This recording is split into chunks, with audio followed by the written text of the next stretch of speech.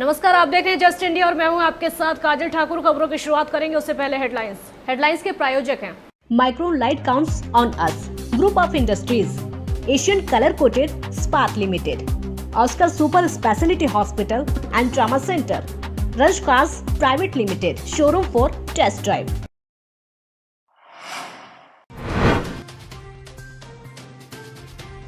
देश में 50,000 हुई संक्रमितों की संख्या। पिछले 24 घंटों में 126 लोगों की मौत। हरियाणा में 550 के करीब पहुंचा आंकड़ा।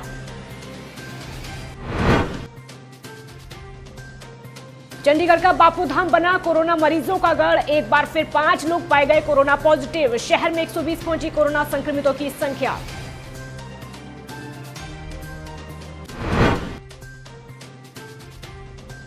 हरियाणा में खुले शराब के ठेके, लेकिन ठेकों पर भीड़ बहुत कम। कई लोगों को नहीं मिली शराब, ठेकों पर से स्टॉक गायब।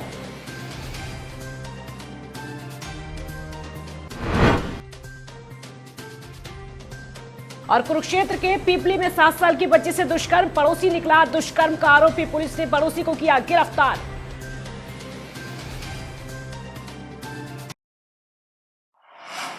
देश में संक्रमित मरीजों की संख्या लगातार बढ़ती जा रही है। पिछले 24 घंटों में 126 लोगों की अब तक मौत हो चुकी है। तो इस जानलेवा संक्रमण के तकरीबन 50,000 मामले सामने आ चुके हैं।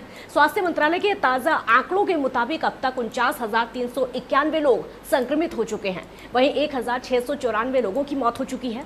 हालांकि 14,183 लोग ठीक हुए हैं। स्वास्थ्य मंत्रालय के मुताबिक महाराष्ट्र में सबसे ज्यादा 617, गुजरात में 368, मध्य प्रदेश में 176, राजस्थान में 89, दिल्ली में 64, उत्तर प्रदेश में 56, आंध्र प्रदेश में 36, पश्चिम बंगाल में 140, तमिलनाडु में 33, तेलंगाना में 29, कर्नाटक में 29, पंजाब में 25, जम्मू कश्मीर में 8, हरियाणा में 6, केरल में 4, झारखंड में 3, बिहार में 4, हिमाचल प्रदेश में 2, चंडीगढ़, असम, मेघालय और ओडिशा में एक मौत हुई है। और आपको ये भी बता दें कि हरियाणा का जो आंकड़ा है, तकरीबन 550 संक्रमित लोगों की संख्या हो चुकी है।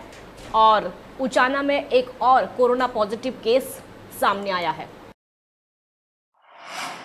चंडीगढ़ का बापूधाम कोरोना के मरीजों का गढ़ बनता जा रहा है। तो सुबह एक बार फिर से 5 लोगों की कोरोना पॉजिटिव रिपोर्ट सामने आई है, जिसके बाद शहर में कुल संक्रमित मरीजों की संख्या 120 पहुंच गई है। पॉजिटिव पाए गए 5 मरीजों में से 4 बापूधाम से और एक केस 56 का, सेक्टर 56 का बताया जा रहा है।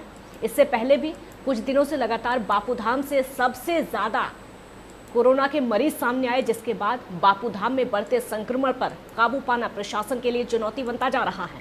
तो प्रशासन द्वारा पूरे इलाके को सील किया जा चुका है और वहां रहने वाले सभी लोगों के सैंपल लिए जा चुके हैं। लेकिन लोगों की आ रही पॉजिटिव रिपोर्ट स्वास्थ्य विभाग के लिए सिरदर्द बन चुकी है। हरियाणा सरकार के आदेश के बाद अंबाला में शराब के ठेके खुल गए हैं। तो जैसे ही शराब के ठेके खुले तो लोग उत्सुकता के साथ शराब लेने पहुंच गए। लोगों को उम्मीद थी कि यहां भी हाल दिल्ली जैसा होगा, लेकिन अंबाला में ज्यादातर शराब के ठेकों पर शराब उपलब्ध नहीं थी, जिसके चलते ज्यादातर लोगों को मायूस होकर वापस लौटना पड़ा। तो कुछ लोगों को आसानी से शराब मिल गई, जिसकी खुशी उनकी बातों में झलकती दिखी। शराब पर कोरोना सेस लगने का असर कमजोर वर्ग पर दिखेगा, लेकिन बड़े तबके पर इसका कोई असर नहीं पड़ने वाला है। तो शहर में ज्यादा लंबी लाइनें तो नहीं लगी, लेकिन पुलिस की व्यवस्था पहले से हो गई थी।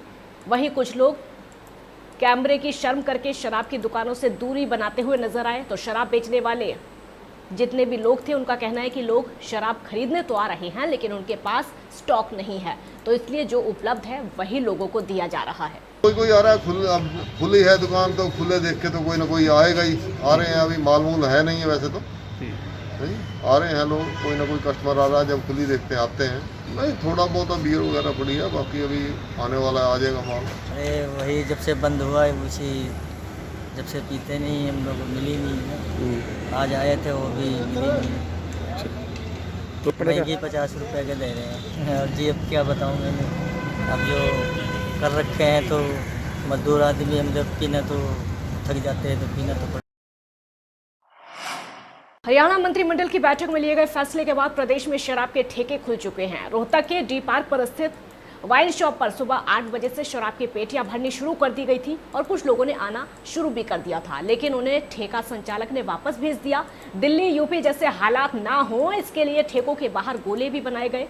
लॉकडाउन के दौरान राज्य सरकारों की खराब हुई आर्थिक स्थिति को सुधारने के लिए शराब की दुकानों को खोलने की अनुमति दी गई, लेकिन 2 दिन पहले दिल्ली, यूपी और कुछ बाकी राज्यों में शराब के लिए अति उत्साहित लोगों को देखकर ये डर भी सता रहा है कि कोरोना रूपी दुश्मन से छिड़ी जंग में सहयोग कर रहे लोगों का योगदान शराब के चक्कर में व्यर्थ न चला जाए। रोहतक कांग्रेस नेता और शौरी क्लॉथ मार्केट के प्रधान गुलशन इश्पुनियानी ने कहा है कि केंद्र सरकार द्वारा आमजन की सुरक्षा को देखते हुए देश हित में लॉकडाउन को 4 मई से 17 मई तक 14 दिन के लिए बढ़ाया गया है। लॉकडाउन 3 शुरू होने से एक दिन पहले 3 मई को निर्देश जारी किए गए कि शर्तों के अनुसार बाजार खुलेंगे, लेकिन इन निर्देशों से व्यापार जगत में भ्रम की स्थिति पैदा हो गई है और देखते ही देखते लॉकडाउन 3 के पहले दिन ही रोहतक के सभी बाजार इस कदर खुल गए जैसे रोहतक में कभी लॉकडाउन था ही नहीं। बाजारों में भीड़ इकट्ठी ना हो, रोहतक की लगभग सभी मार्केट के जितनी परिस्थितियां हैं एक जैसी यहाँ पर दिखाई दे रही हैं। और आपको ये भी बता दें कि रोहतक के उपायुक्त से मीटिंग भी यहाँ पर की गई है व्यापारियों के द्वारा। उसके बाद प्रशासन ने मुख्य बाजारों, शौरी मार्केट, किला रोड, बड़ा बाजार और गांधी कैंप इत्यादि को छोड़कर बाकी बाजारों के अलग अलग निर्देश दे दिए हैं। नानौर क्षेत्र में आई तेज आंधी के और बारिश की वजह से अनाज मंडी और उसके खरीद केंद्रों पर रखा लाखों क्विंटल गेहूं भीगकर बर्बाद हो गया है, जिसके कारण आड़तियों और किसानों को भारी परेशानियों का सामना इस समय करना पड़ रहा है। पुलिस का कहना है कि बरसात के पानी में डूबे गेहूं को निकाला गया और बस स्टैंड पर सूखने डाला गया ताकि गेहूं को सड़ने से बचाया जा सके। मंडी में पानी की निकासी का कोई प्रबंध नहीं है, जिसमें मंडी का पानी मंडी के बीच में ही रह गया। कुछ बूथों के पीछे जगह बनी थी वो नीची है और सारी मंडी का पानी वहाँ आ जाता है। ये उस जगह में पड़ी थी और वो यहाँ करीबन 1 से 1.5 फुट पानी हो गया था। तो एसडीएम साहब ने मौका जब निरीक्षण किया तो एसडीएम साहब ने इस गेहूँ को निकालने के आदेश दिए थे। तो उसके लिए ये बस स्टैंड में परमिशन दी गई थी ताकि इस गेहूँ को सुखाया जा सके और बचाया जा सके सड़ने से। तो इसलिए ये गेहूँ यहाँ डाला गया है। भिवानी महम मार्ग पर बवानी खेड़ा के गांव चांग के लगभग 40 एकड़ खेतों में आग लग गई है। फायर ब्रिगेड की 2 गाड़ियों ने ग्रामीणों की सहायता से 2 घंटे की कड़ी मशक्कत के बाद आग पर काबू पाया। आग लगने के कारणों का पता फिलहाल नहीं चल पाया है। तो आग लगने के कारण किसानों को लगभग 70,000 रुपए का नुकसान भी झेलना पड़ा है। तो सरपंच देवेंद्र कालना ने बताया कि गांव के चौकीदारों का फोन आया कि पेट्रोल पंप के पास गेहूं के जितने फाने थे उसमें आग लग गई। उन्होंने मौके पर पहुंचकर देखा तो आग तेज हवा के कारण काफी क्षेत्र में फैल गई थी। उन्होंने इसकी सूचना तुरंत फायर ब्रिगेड को दी। फायर ब्रिगेड की गाड़ी 10 मिनट के बाद ही मौके पर पहुंची, लेकिन तेज हवा के चलते आग बेकाबू हो गई।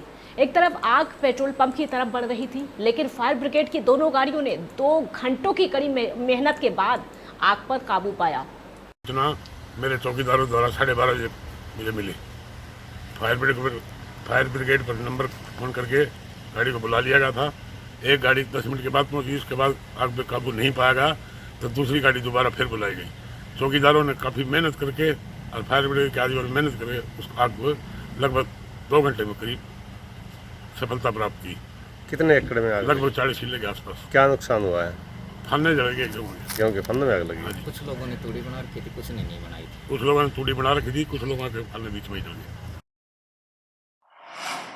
धर्मनगरी कुरुक्षेत्र के पीपली कस्बे में एक 7 साल की बच्ची से दुष्कर्म का मामला सामने आया है।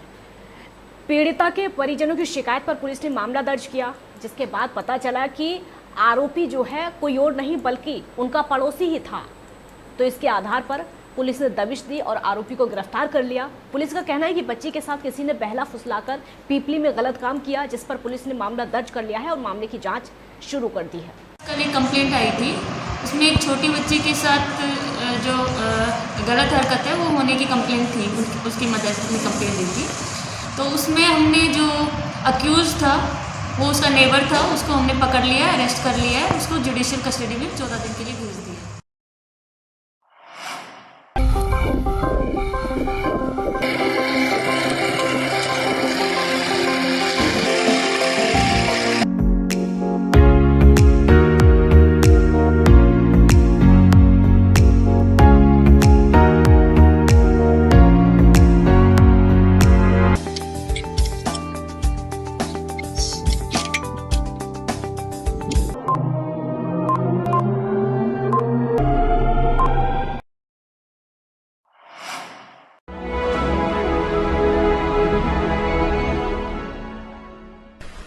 चाचा, आपने नया घर बनवाया है तो घर की छत पर कौन सी शीट लगवाई है?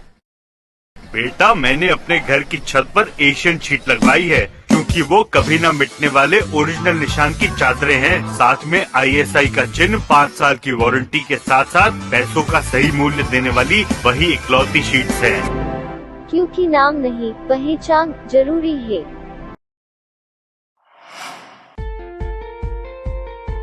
Be Fast Fit, India's fastest growing fitness chain, now at Rohtak D Park and biggest fitness club. Services like cardio, full strength and free weight stations, CrossFit, group classes, aerobics, yoga, Tabata training, high intensity training with professional trainers, steam bath and sauna bath. Be Fast Fit, be the best of yourself.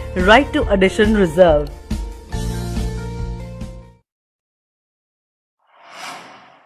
Welcome to John Wesley Convent, a prestigious, renowned and remarkable school of Rohtak. Excellent learning environment, standardized infrastructure and experienced faculty, well-formed robotics lab, well-equipped science labs, world-class computer lab, well-stocked library, digital smart classrooms, excellent sports facilities, best transport service. John Wesley Convent, a school where your search comes.